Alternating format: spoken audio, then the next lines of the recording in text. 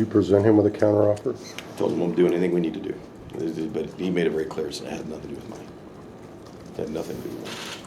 What did Tom, you said you what's like it to about? work quickly. Do you have a timetable in mind? Don't really, Tom, but I don't want to stretch it out because, this is the late time to be trying to find a coach.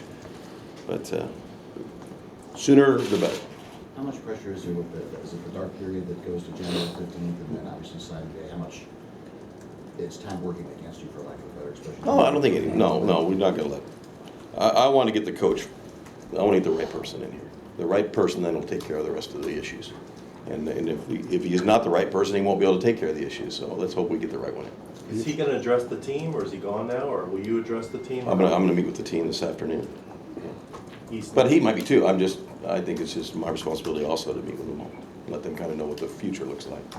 How important is that the next 28, 24, 48? Because of those guys, and a lot of those guys were here, because of him, and a lot of the recruits. Sure. And they do. Kids really get close with their coaches. They spend so much time with them. There's a lot of emotion tied to it. So it's not any different here.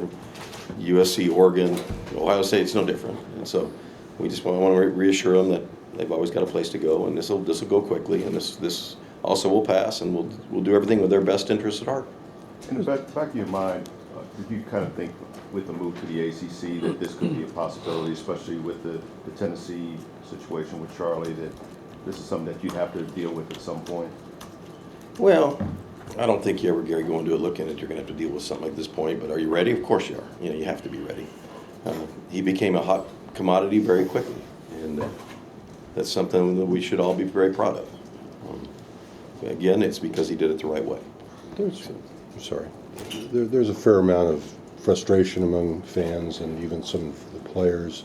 Do you think they have a realistic understanding of this business and how it works? I can't really speak for the fans or the players. All I can do is tell them that, everything Charlie did was up front with me.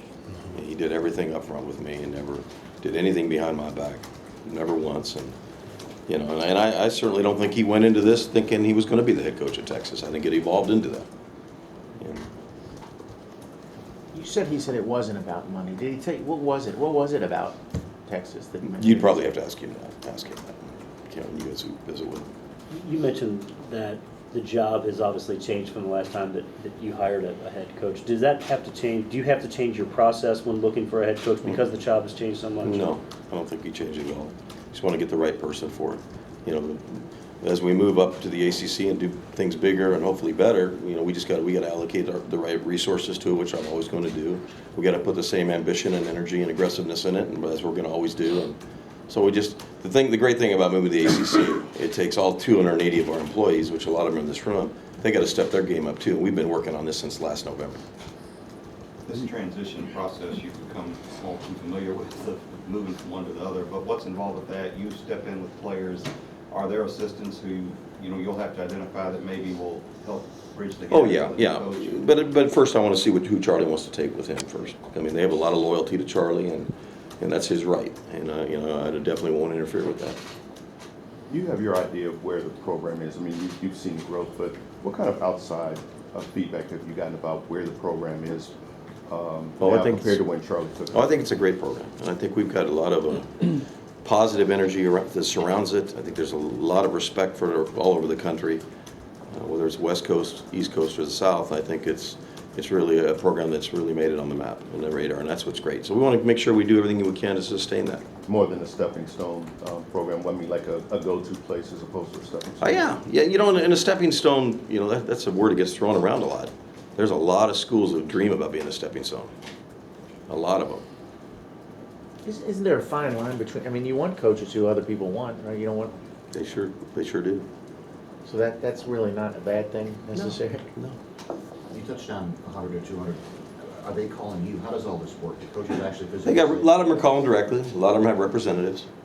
So just trying to field as many calls as I can. And there's a lot of them that do call that I'm not going to take the call, but a lot of them that are calling, and I am taking the call. So I'm putting my board together and doing all my research on it. That's all I've been doing the last 4 days.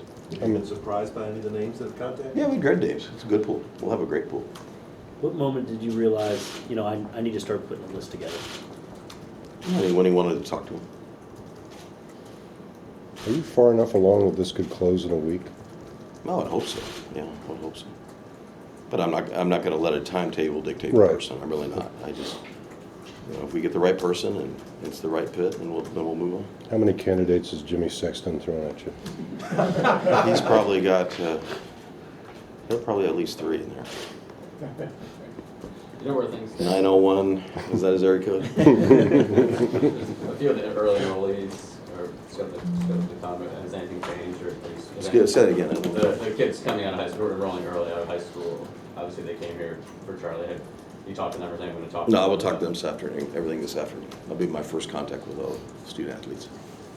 Can you call the recruits? Well, how's that work now? Yeah, With I it being a can. dead period, you Yeah. can call them? John, I can call the recruits. Yes. Okay. So you'll do that at some point, probably? Whatever we just deem the best way to go about it. And whatever coaches want to help us with that, we'll do that. If this is wrong, then correct me, but Texas reportedly targeted you. Why did you decide to stay and not even think about going there? You know, I like Louisville. I love Louisville. I really believe the grass is pretty green here. I really do. I think it's a special place. I've said it to probably everybody in the room. My wife loves it here. We got both of our mothers here now moved in. We've got both my boys are here. Grandsons are here. My daughters go to school. So what's there not to like? You know, so that to me, that everybody's different. Everybody is different. I think it's the greatest job in college sports is University of Louisville. Can you set the scene a little bit for us for Charlie last night? You go to his house. Where are you having this conversation? How long are you there? I was there probably a little over an hour. It was just, he only lives 6 houses away from me, so it's not too hard, not too difficult to find. It was a great talk. I mean, but I really wanted to focus in on the most, Tim, was, when I knew he was going to Texas, I wanted him to know how much I appreciated the job he did. I think that meant more to me than anything. Because a lot of times a guy leaves and people are bitter and change is never, nobody's ever excited really about change. But the guy did a heck of a job here, and so did his wife. And I think Texas is getting a very, very fine football coach. Do you think he's a good fit for that situation?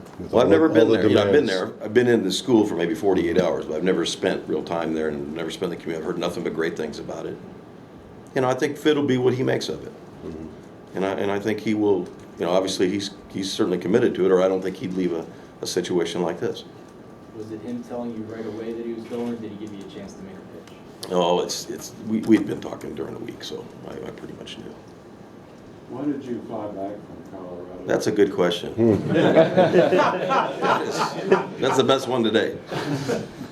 I knew he wanted to see me face to face, and I give a man a lot of credit for that.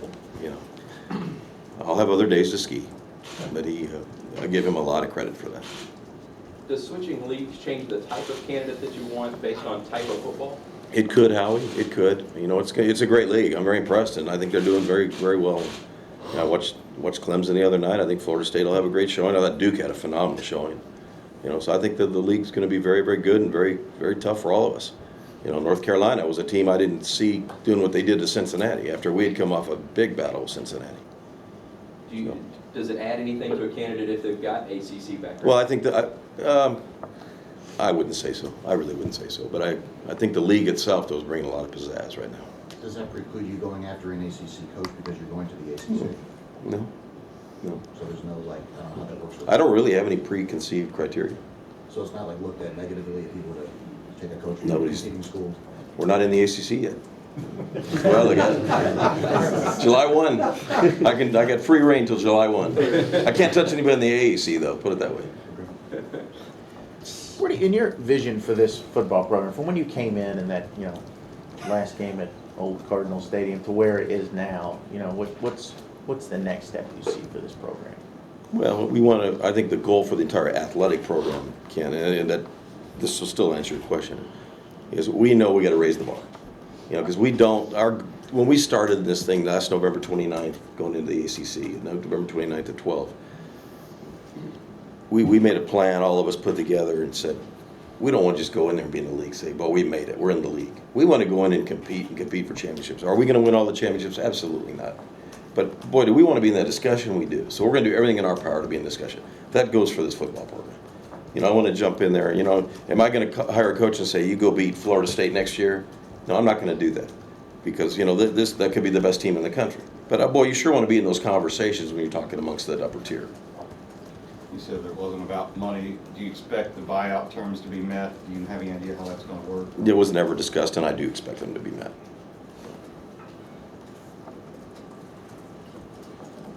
Given the entering the conference situation and the landscape in the country with emphasis on football, is this maybe even more important of a hire than basketball, even though this is sought at? I'll be very honest with you. I've never looked at it that way. This is just an end of the world hire you got to make. You know, whether we're hiring Rick Pitino for the basketball program, Jeff Walls for the women's basketball program, Sandy Pearson for softball. To me, all 23 of those sports are equal. So they're all huge hires every time we're making them. Your batting average is obviously really good with picking people. What is it about you or your criteria or your instincts that you think helps lend itself to finding good people? Oh, I don't know if there's any secret to it, Fred. I really don't. I keep reiterating the fit, and I want somebody that's fit. I want somebody who wants to be here. And again, I don't criticize somebody to stay here 4 or 5 years. That's a long time in a lot of people's lives. It's an eternity. I got lots of friends in the coaching business that would give their right arm to be anywhere for 5 years that have never. And I've got friends that are 40 years old that have been 18 jobs already, you know, in the coaching profession, which is not out of the norm. So I think, you know, 5 years to them is an eternity. So, you know, to answer your question, I think let's look for somebody that wants to be here. And when I hired Charlie, I truly thought he wanted to be here, and I know that Texas, that's a premier job. And so let's call it what it is. I mean, let's don't try and hide from it. It's a premier job, you know, in a fabulous city and a great opportunity for him. And like I said, I just wish him the best. Once he turned down Tennessee, that level of program, I mean, did you think you were more safe? I mean, that eliminates a lot of people. Yeah, it does, Howie, but there were still plenty more that were gonna come, and the more successful we were. And you know, he brings a lot to the table. He brings a lot to the table.